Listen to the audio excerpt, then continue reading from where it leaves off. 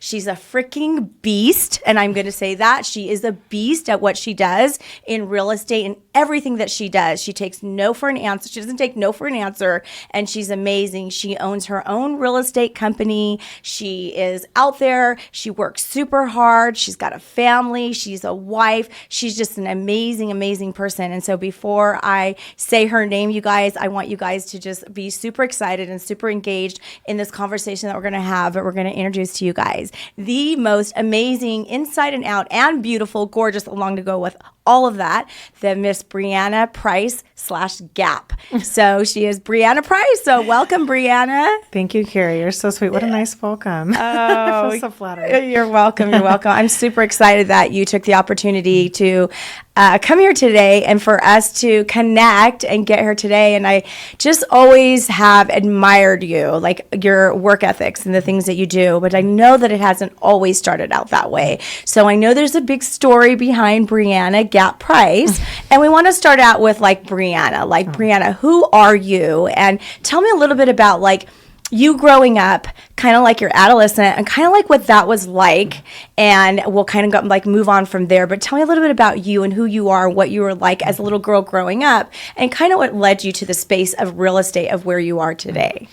It's so funny that you say that you admire me, because when I first started in the business, I would call you, I think. I don't know if you remember. It was a long time ago. I used to call you for advice. So I admired you when I first got in the business. Yeah. So, a little bit of background on myself is, I'm from Chino. I grew up next to cows, which is no longer. It's a lot more developed now. But, I actually grew up with a single mom. And my dad was in the mortgage business, and my mom worked for the school district. And I grew up with her in Chino. And then throughout, as I got older, my dad, introduced me to the wholesale mortgage business, which was in Rancho Cucamonga, and I was a wholesale rep at that time.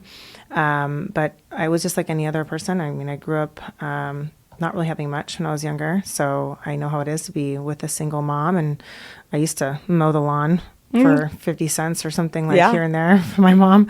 But that's pretty much it. And then when I started mortgage, I did that at a young age at 18. So I kind of got my foot in the water with, I guess mortgage and real estate. But, real estate's completely different than wholesale mortgage. So people might think oh, well, that's how you got the business. Well, yeah, it is. But I really took a huge leap of faith and decided to go completely different avenue than wholesale. I wasn't really the best at wholesale mortgage, and as I learned throughout the way, I wanted to be in front of people and homes and actually out in the field and talking to people, and that was really kind of my drive. So that's how I started. Yeah, and I remember years ago when, we used to talk on the phone and stuff, and I remember you sharing to me, and I'll never forget this, and I don't know exactly the exact words that you said to me, but I remember you were low on money or something, and I think you said that, I had a couple dollars to my name or something, and I just knew I was never going to be like that again. Mm-hmm. And I remember you sharing that with me, and tell me, was that kind of the driving force, and what is the driving force behind, because you're obviously very successful. I mean, I think you sell close to 100 homes a year.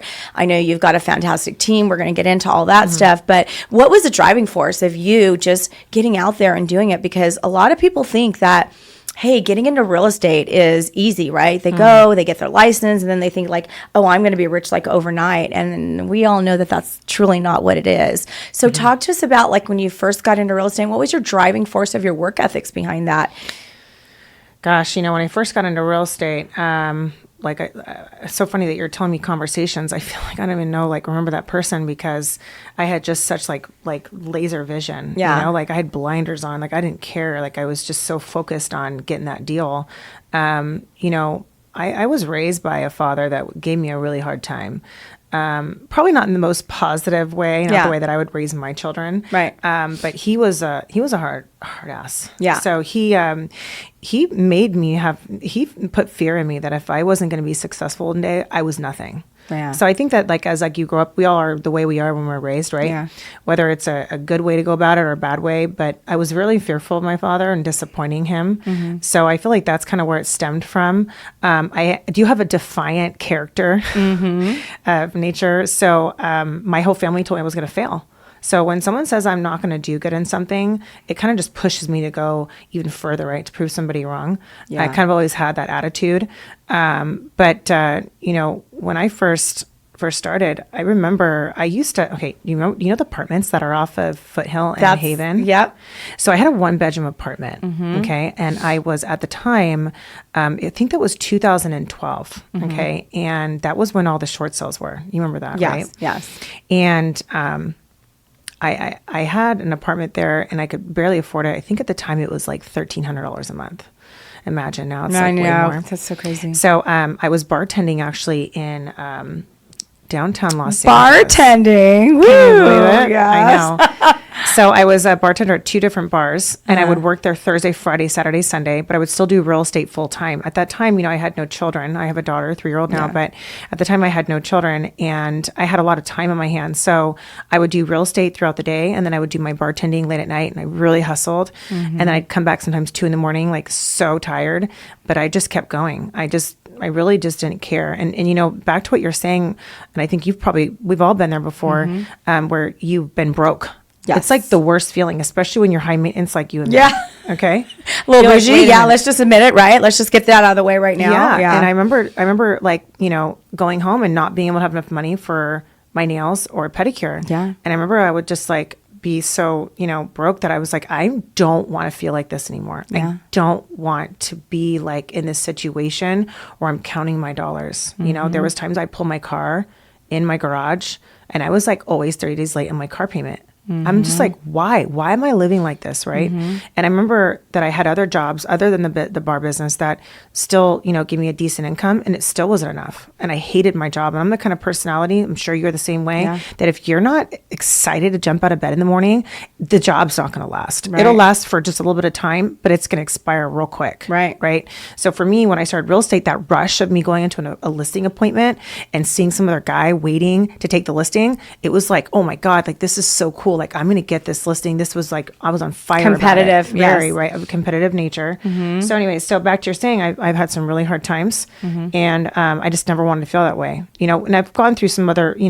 ups and downs with real estate, right? Yeah. We all have, no matter how successful you are, you're going to have those ups and downs. But I know now what I had to do. Yeah. So. Yeah. And I remember, this is so funny. And this is actually one of the very first calls that we had together, was you had called me, and I don't know if you remember this conversation, and you had taken a listing up in Apple Valley, I believe, Hesperia. It was up in the high desert. And I had taken the listing before and I'd sold them the house. Do you remember this? I had sold them the house, and then you would call them because they were getting ready to relist, and it was an expired listing or something because we all know that you are a freaking master when it comes to expireds, and that's how you originally got into the business. Was you were on the phone, you were hammering the phones, and you just didn't stop. I know. And we know that you're a beast on the phone, and you're good at it, and you were good at what you were doing. But I remember that I had sold him the house, but then you had called him, and then you ended up getting the listing. So wait, so you sold the property before, and then I came in, and years later they ended up selling it with me. They ended up selling it with you. Yeah, I don't remember any of this. Yes. They lived in the high desert, and that was the original, very first phone call that we had. It was before we had even connected on a friendship. And I sold them the house, and it was years later that's how much I didn't keep in contact with them. And you ended up connecting with them, and you called me. Street address? You told, girl, are you serious? No. Oh my goodness. It is years ago. And I remember that was the first phone call, but I never forgot that after that. Oh my God, that's so weird. I don't remember any of that. Yeah. That's how long ago. It's been a long time. I think I drank a lot of alcohol at that time. So yeah, me too. Yeah, me too. Me too. Yeah. So I'm 7 years sober, by the way. I know you are. Yeah. So, but I remember that call. And so then after that, I remember we'd have phone calls, and I think your first year, how many listings do you take your first year in real estate? 8. Which is, that is really good. I think your second year was 12, That's not really that good, but okay. No. I mean, it's good for that time, because that time it was all short sales, and I did all standard. Yeah. So I remember it's so funny. I remember looking on the MLS, and it said S-Pay. This is how this is how not experienced I was. I was like, it's S-Pay. Yeah. S-Pay. Yeah. And then I remember, because, I feel like, don't you feel like when you're a little bit naive, it's kind of for your benefit, right? Yeah. So I didn't see that. I didn't realize that S-Pay well, let's keep in mind, obviously short sale, whatever. Yeah. I didn't realize that a property that was all the inventory that showed SPay, I thought that was normal. Yeah. I was like, oh, I'm just going to get a standard sale. Yeah. But then there was like 80% short sales, right? Yeah. So at that time, I guess, yeah, 8 was good for being all standard. But yeah, that's so funny. I being naive, I didn't even see any I didn't see any of the derailments. I didn't see anything that was going to stop me. I didn't notice that. No, It because really that was a really tough market. That was a really tough market. And I Weren't you, remember like, taking a lot of REOs? I was doing a lot of REOs then. Even before that, I didn't know what REO it meant either. So I know that those are things that we've learned through our different transitions and challenges and then learning. But like you said, it is something that has us going a little bit deeper. And that's obviously how we learn, right? Trial by error. Yeah. And so that was really good. And then I think your second year, I think it was like 12 or 12 maybe or 14 or something like that. Yeah, it ended up like kind of doubling every year. So 8 and then 12 and then I got to like 20s and 30s. Yeah. And now, oh my God, you're like, I see you out there every time. I'm serious. Every time I look, I get so excited because I love the way your little pop-ups are. And you're like, oh, sold, listed, escrow, this and that. And we all know that you're just out there and you're a beast and you do really, really well. Thank you. Tell me a little bit about, so you told me about Briana. So tell me a little bit about like how you decided to get into the team and you became a broker. And I know that you had like a little thing with like Remax, I think at the time for a little while. So tell us a little bit about that and how you kind of transitioned into Price Real Estate. Oh, Lord. Well, when I started I was with Danny Morrell for a while, remember? Yeah, I remember that. So, with Intero. And when I started there, I was just solo by myself, and I was really inspired by, Danny's coaching and things like that. So, I was a big cheerleader for them. So I always had a lot of support with all the other agents, and I would partner with the agents sometimes on deals. But like I said, I was mostly solo.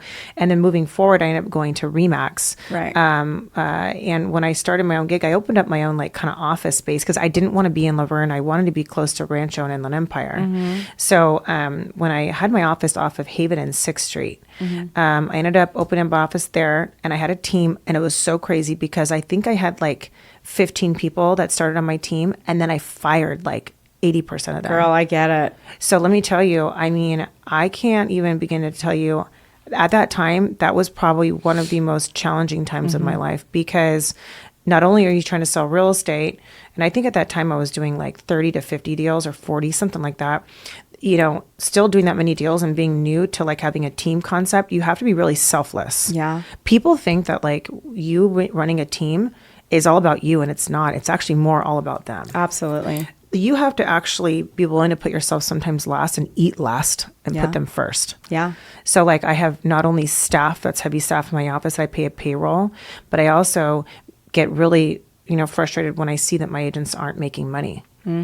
So, and then of course, there's those transactions where when I started with the agents in the beginning, I kind of just trusted everyone. Yeah. And that was my biggest default because, I felt like, oh, I know these people. These are my friends. Like they're going to have my back. No. Yeah. They don't. Yeah. Because business is completely separate than your friendship. 100%. And you got to realize that when you hire friends, you got to be willing to lose that friendship. Yeah. And I can probably name several names I've lost friendships. Yeah. And it's not because I don't like that person or they don't like me. It just doesn't work out. But naturally will hurt your friendship. So that hurt me because I love my people, my friends, right? Yeah. So anyways, but when it comes to a team, I started that team and then I felt like I failed. Honestly, when I started that team, it was really hard on me, but I kept focusing on production. I always knew if I focus on production, I'm still going to do well, right? Same thing like obviously with your team that you have. But moving forward, I learned a lot and I had a lot of growing pains when it came to having a team. I do know that less is more for me. I think I like to have a smaller team. I do have 36 agents under my roster, but my own team agents, I only have 4 agents. Yeah. And out of the 4, 2 are actually real producing agents. Yeah.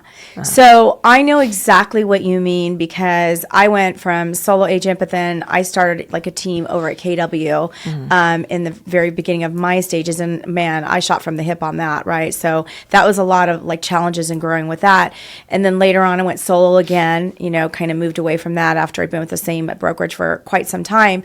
And then I started a team and then I ended up with like 40 agents and it was draining, and the partnership didn't work out, and things just happen. Like, I get it. Partnerships don't work out, and there's a lot of betrayal, and there's a lot of things that are said, and there's a lot of things that happen. And I'm just being really real with especially people that really think that they want to have teams, and then they end up draining you. And a lot of the ones that are non-producing agents that come to you and say, hey, you know what? I think I got to get a second job. And I'm like, what do you mean you got to get a second job? Oh, man. You went down, you took the real estate exam, you studied the courses, you promised a commitment to yourself, you promised a commitment to your family, and you're telling me you're going to give up and go get another job. What are you not doing? You know what's so crazy is that you probably see more potential in them than they see them themselves. I know. You already know. I already know. I can line up all my agents. I can say who's going to be this, because I could see it now, right? Yeah. So with you, it's like you're seeing these potential, and I'm the same way too. People are like, I'm going to get a second job. I'm like, what? Like, I see so much potential in this person. Are you out of your mind? Right. Like, you've already gone this far. No. Yep. You're going exactly. backwards. I know. Exactly. And so that's kind of how I do it. But like you said, less is best. So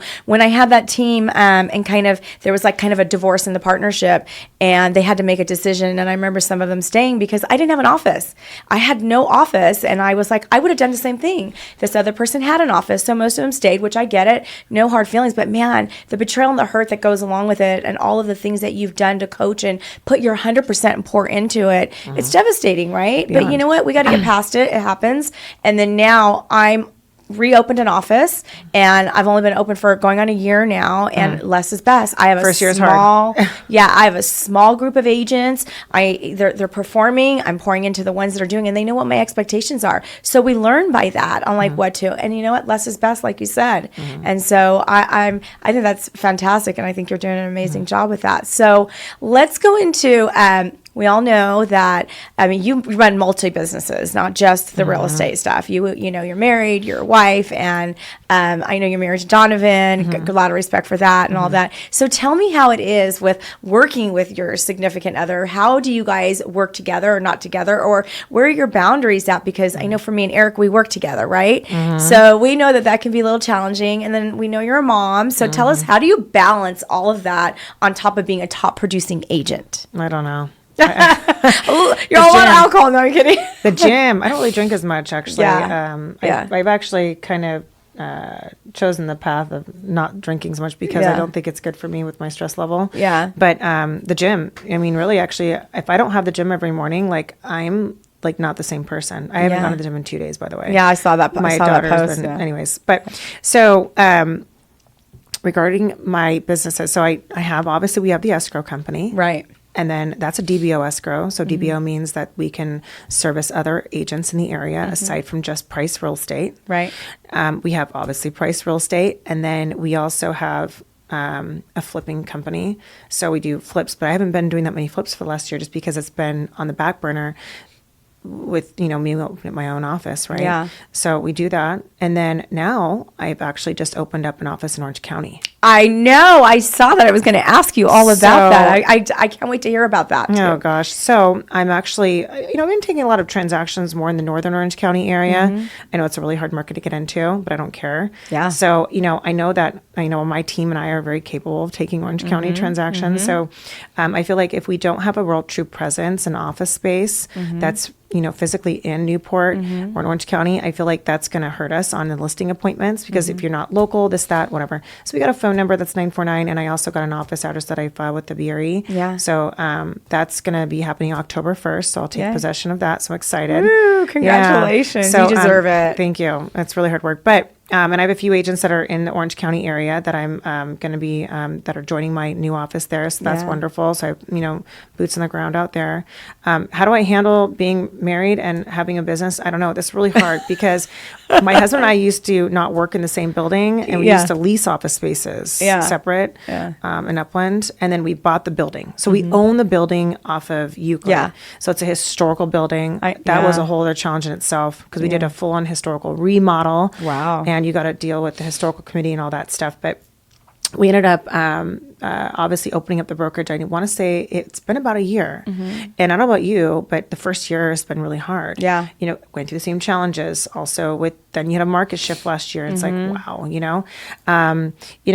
it's hard to work with my husband in the same building because we're in the same building. It's so funny. If you look at the building, he's the front unit, not the back unit. In the front very corner, he's the very first person there in his office. That's where his little private office is. And then my office is in the very back corner on the very end of the building. So we're the furthest distance from each other. But it's not easy because there are times where we'll come home, we'll talk about real estate. We get up, we're talking about real estate. And I've actually been pretty good where I get home and I just don't want to talk about real estate because my daughter doesn't like that. She doesn't like that. We're talking about it constantly, right? I'm not talking about stuff like cartoons and dolls with my daughter. So I try to keep it separate. It does require a lot of patience. Like I said, you in this business, no matter if you're married or not, kids or not, like I said, when you're taking on serious risks like I do, I feel, especially I feel like I'm at a younger age still, but you really are putting your life at a situation where you're putting yourself at serious stress and vulnerability, and you're sacrificing a lot of your peace. So it's not easy being married, but with my business partner, Donovan. But I could tell you that we are like dynamite couple when it comes to business. I've so known we work that. really well together, and he's a patient guy. That's so good. That's like Eric. I wouldn't say Eric is on the patient side very much, but he definitely keeps me going. He supports me, and it is very challenging. It can be very, very challenging. We do the same thing too. We talk about real estate. I'm empty nested now, so when we get home, it's like just us. But I love the videos that I see of your daughter drawing makeup on you, and you're in her room, and I just when I look at that, not only, and I'm not just saying this because, but just truly who you are, that, you go to work and you're working your butt off and you're super successful at what you're doing. You just opened another office. You're running all these businesses. You're running a team. You're doing all those sacrifices. But I look at you and I'm like, man, she's in there with her daughter and you're letting her put makeup on you and you're in her room and you're sitting down on the floor and you're playing with her. See, that was something that I missed out on. And my sons, when I had a nanny at home, I was constantly working. I was pounding the pavement. I was doing the basic stuff.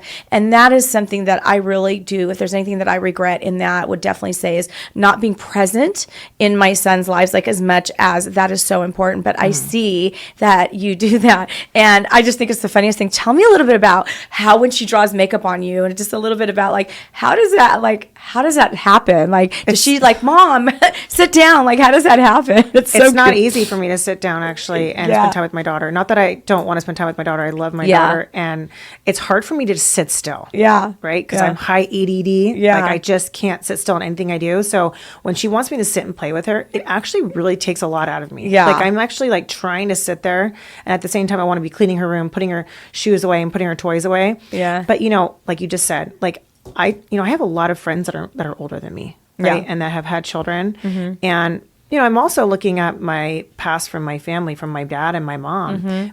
My mom was a single mom and she worked multiple jobs. I never saw my mom. And I remember how much that hurt me.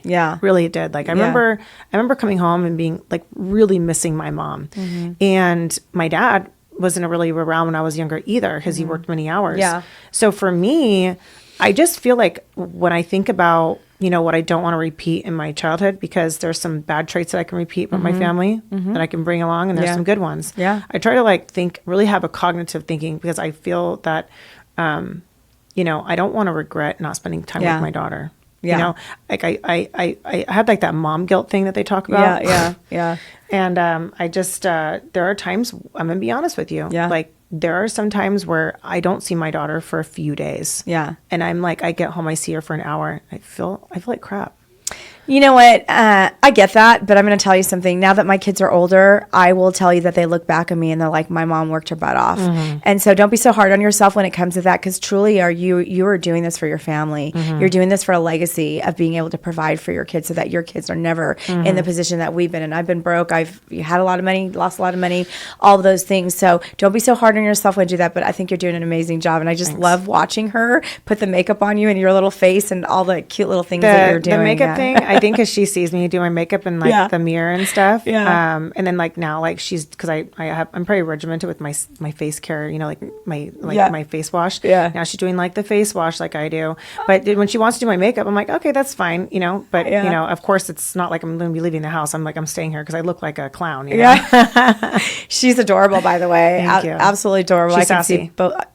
Well, I mean, that doesn't surprise me at all. And it's funny because I actually, So I think I saw like a video where you're like your gym clothes were in the same spot for like a couple of days, and I just know you because I follow you with your journey, right? And congratulations to you. Not only you guys is she just like a beast of everything else she's done, but she also did a competition that you did as well. If you want to just talk about that for a quick second, like and serious determination. I've kind of contemplated doing it again.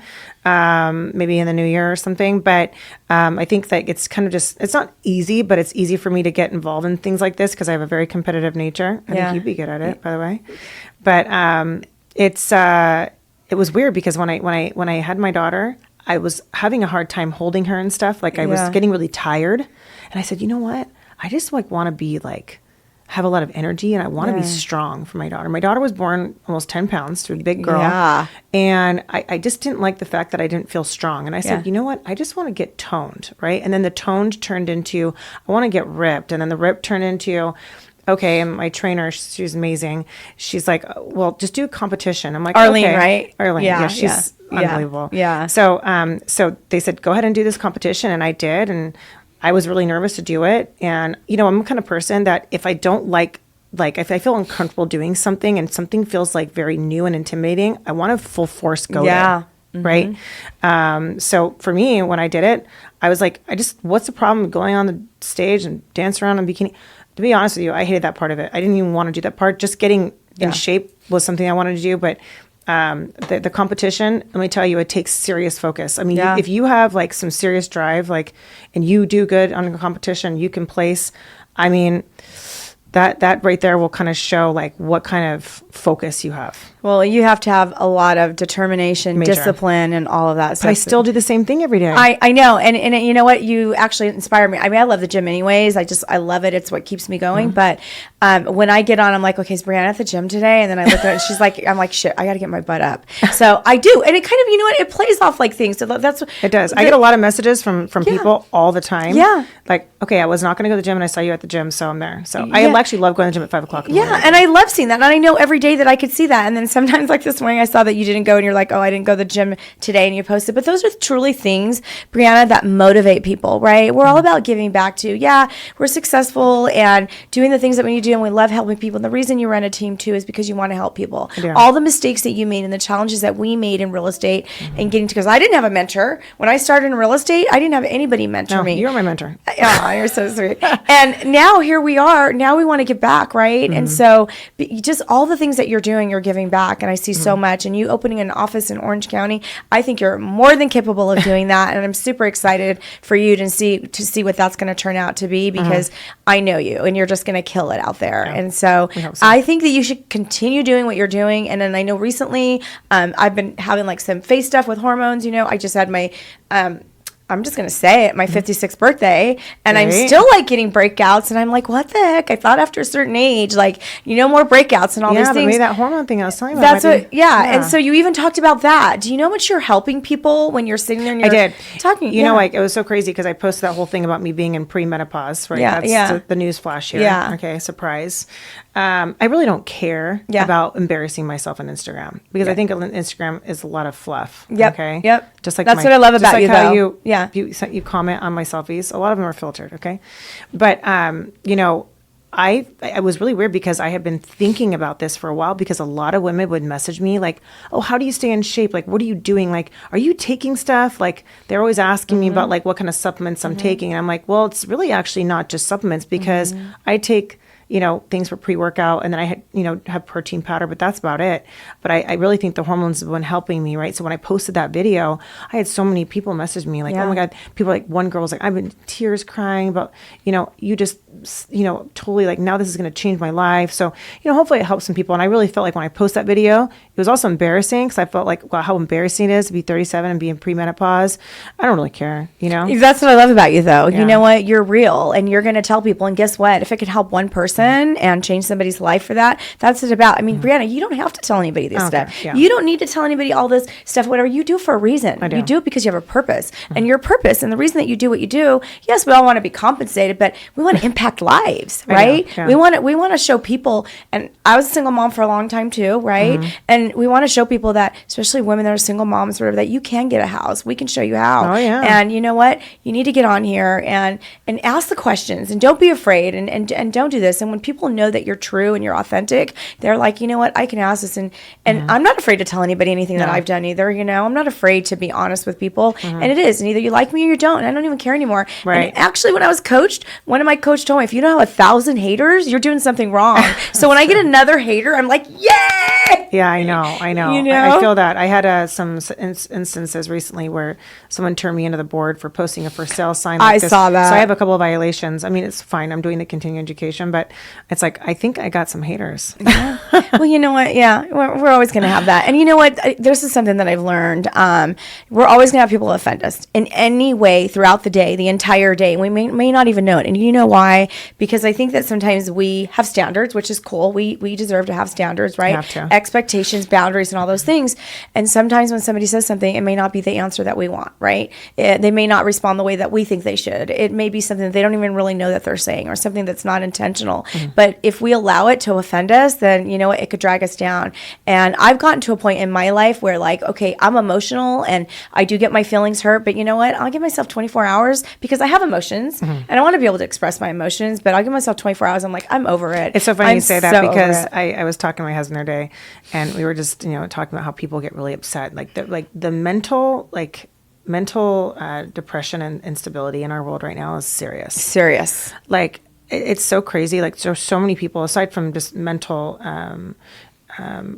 issues that people are struggling in this world. It's so crazy. I'm so thankful every day that I don't have that. Yeah. Right? Like, we could go through that. But also, you can be really down in the dumps every day about your job and about real estate, being a realtor and having a shift and having to get a second job and things like that. So I think also people like you and I that are really uplifting to people, our energy is so powerful, because people really rely on, like, I feel like there's some people, especially in my team, that rely on my high energy in the morning. It's so hard to find something like that. So I feel like, we make such a good impression on people by giving them that energy and that, like, power and that uplifting, upbeat personality every day. Yeah. And just showing up every day. I watch you show up every day, and that's one thing that I want to give back to my team, is by showing up. And I just recently joined NAREP, and I'm going to be helping out with the education side of that. And so, and the reason that I have a passion for that is because I want to take what I've learned through the years and help other people too. And so I just think that you just continuing to give back and doing the things that you're doing is just so amazing. And I was so honored that you said yes to having me invite you to be on the show, because I think a lot of people need to know who you are. Sometimes you're just behind selling the houses, doing this, but people truly need to know what a great heart that you have and who you are as a person, a mother, a wife, and all of those things, and that you're just impacting. And I want you to go out there and just kick ass like you're continuing to do, and show people what their worthiness is. And so as a woman, I'm passionate about everything that you give back. And so I wanted to definitely make sure that everybody knew who you were, and which they already do, but I wanted to make sure that they really got a chance to get to know you. But so, Briana, let me ask you a question. If anybody wanted to reach out to you and get in touch with you and either join your team or speak to you about real estate or buy a house or sell a house or whatever, how can they reach you? How can they get in touch with you so they can? So let me tell you a little story about one of my agents, Maria, that works for me. Her name's Maria Casillas. Okay. I'll put her on blast a little bit. Okay. She actually started with me from an Instagram message. She sent me a message saying, gosh, I would love to be on your team, and one day I wish I could. I said, what the hell are you talking about? I said, come to my office tomorrow. Yeah. She's like, what do you mean? I said, are you available tomorrow? And she said, well, I'm available tomorrow around noon. Are you serious? I'm like, what do you mean, am I serious? See, there's a side of me that's kind of like a hard ass, right? Yeah. So I said, don't send me a message like that unless if you're serious. Yeah. I said, I'm serious about you coming over here. If you want to come and meet with me, come meet with me. I'll see you tomorrow at 2:00. So she comes over, okay?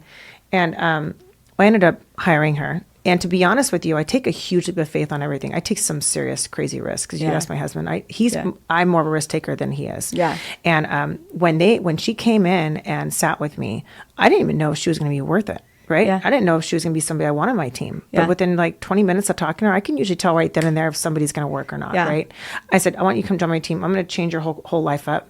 why don't you start working on the phones, blah, blah. Long story short, she's now going to be closing close to 20 deals this year. And the first year she started with me, first year, within 12 months, she closed 14 transactions. Wow. And they were mostly all expired. That's fantastic. Yeah. So yeah, if someone wants to reach out to me, send me a message on Instagram. I'm not the kind of person that won't be like, oh, well, you're too good. No, just call me. I'll sit down with you. And even if you don't come work for me, if we can have some coffee and chit chat and maybe I inspire you a little bit, or you give me some ideas and I give you some ideas, that's cool too. Yeah. So yeah, guys, you guys can reach out to her on Instagram. She's really good about responding to her messages on Instagram. I know I've had a runny nose throughout this whole thing, but anyways, you can reach out to her on Instagram, and she does respond. And Briana, like I said, she's just a huge role model. And so, anyways, thank you so much for being on the show Kerry. today. You're And so guess sweet. what? We're gonna put this out there for everybody to see, and I'm just excited. So All right, good. All right. Okay. Till next time. Thanks.